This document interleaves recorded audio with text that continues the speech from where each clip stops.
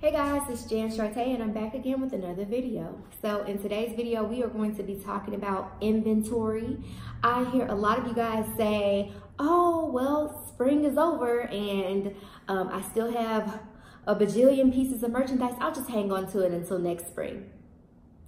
That's not what we're gonna do. We're not doing that. We're not doing that in 2019 and beyond. And that's what we're gonna talk about in this video. So if you want to talk or hear me talk about inventory and what you should be doing with inventory that's left over from previous seasons, then stay tuned.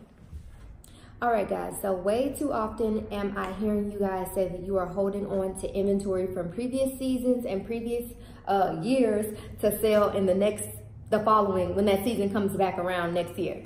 That is a huge mistake. That is called tied up cash. That is money that you have spent that is just sitting, not being dealt with, not being sold, not being even mentioned. That makes no sense whatsoever. Have you ever walked into a store, not like name brand stores, but think like Forever 21, Charlotte Russe, Macy's, Dillard's, things like that. Have you ever walked into any of those stores and they did not have a sales section, a markdown section, a clearance section?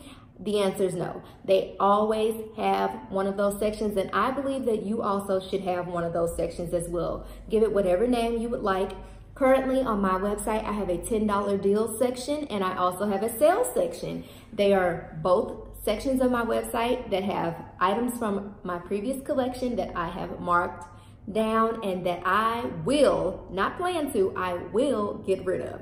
And you should implement this as well. Think about it.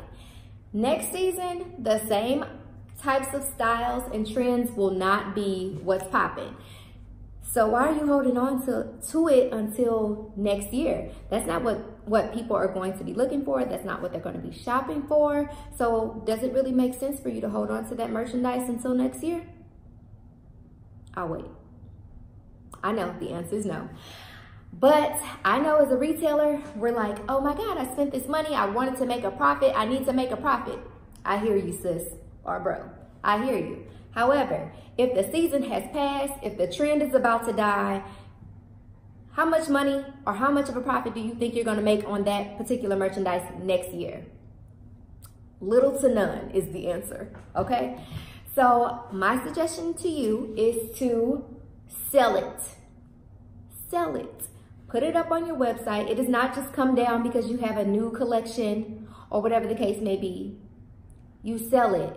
You bought this merchandise in order to sell it. You bought it for a particular season. Unfortunately, it didn't sell. However, you still have a responsibility to yourself and to your bank account to sell it.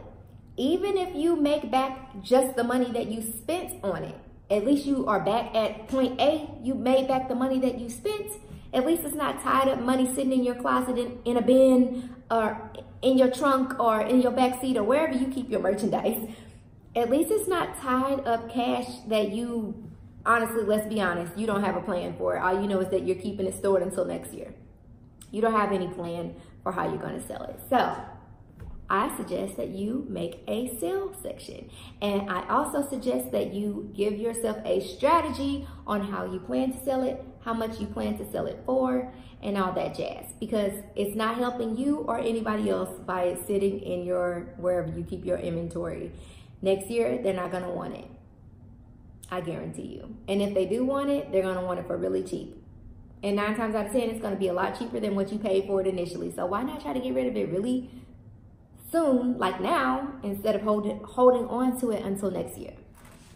All right, so I know y'all are sitting here waiting for me to tell you what to do. As always, I'm gonna tell you I can't tell you what to do, but I can tell you what I would do. So that's what I'm gonna do.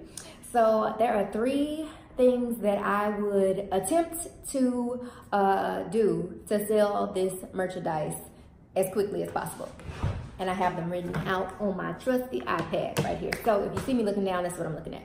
So the first is obviously mark it down. Please don't expect people to buy this merchandise at full price, at the price that you originally priced it at, and it's 7 months later. It's not happening, sis. Mark it down. But give yourself a markdown plan. So I personally give myself a 3-level markdown plan. So First markdown, second markdown, third markdown. The third markdown is as far as I'm willing to go. Unless I'm like really desperate, then I might go lower than that. But 3 markdowns is my thing. I give myself 1, 2, 3. I decide how quickly I want to sell it by. If I have sold out of a certain amount by within a certain time frame, then I move on to the next level. Hopefully I've sold them all by the next level. Sometimes that doesn't happen. Then I move on to the third level. And this is typically what happens, well, has happened in my retail experience. We had 3 markdown levels.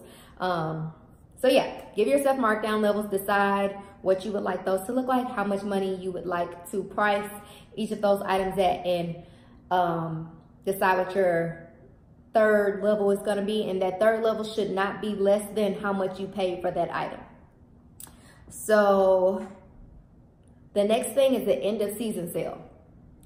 Tip: do not wait until the actual end of the season to start your end of season sale. You should be already starting to shop for the next season before the end of the season.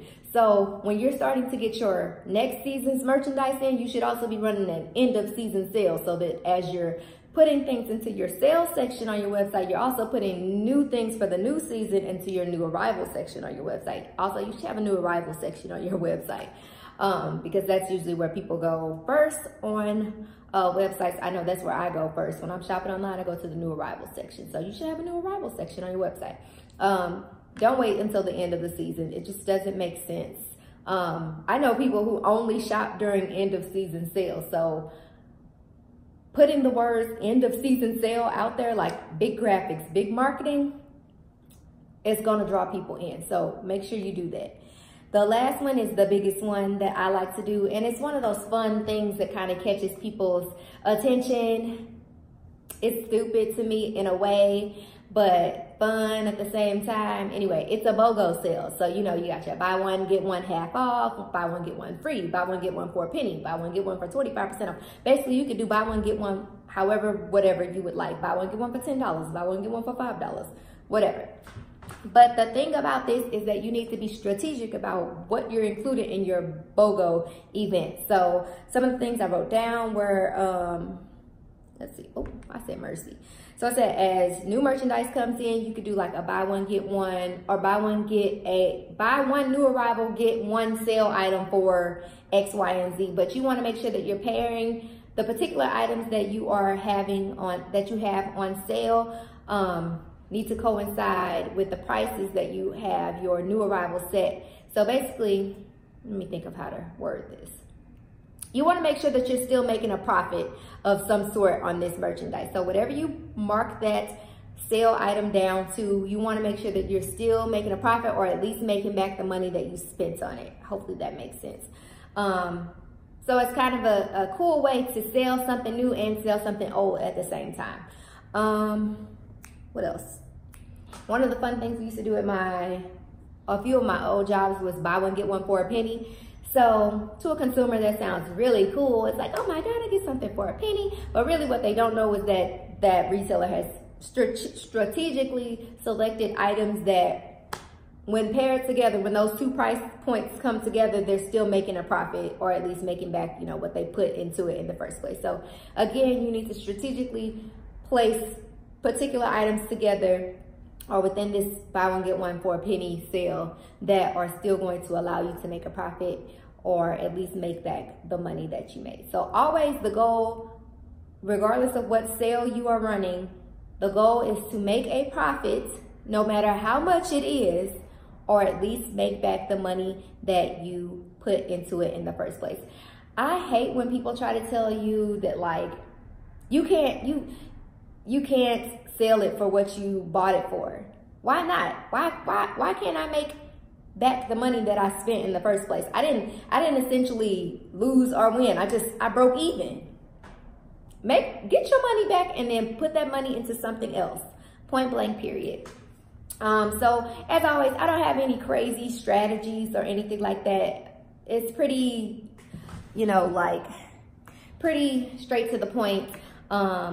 Easy things to implement into your business. I try not to give you guys like complex tasks or complex ideas, because as starters, as new business owners, it's not ideal for us to try to do the things that large retailers do, or that, you know, overly established companies are implementing into their businesses. So these are very like straight to the point ideas that you can implement into your business. I hope that you guys have been convinced not to hold on to whatever you have left from winter, spring, fall, summer, whatever, hopefully, because I don't want to see it on your website at this time next year, and neither do your customers, I guarantee you. So do whatever you have to do to sell that merchandise.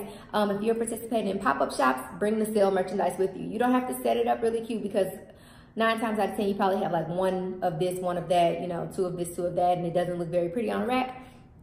You can set up bins, you can set up a rack, you can set up a tea stand, whatever you would like to, fold it on tables, whatever you would like to do, set it up and let people know like these are our, you know, onesies, or the last bits of our last collection. They're on great promotion right now, and you can still run those same promotions that you're running on your website, the buy one get ones and all of that jazz. Oh, another one that you can do is like buy a sale item, get a coupon to use on a new arrival or our new arrival collection.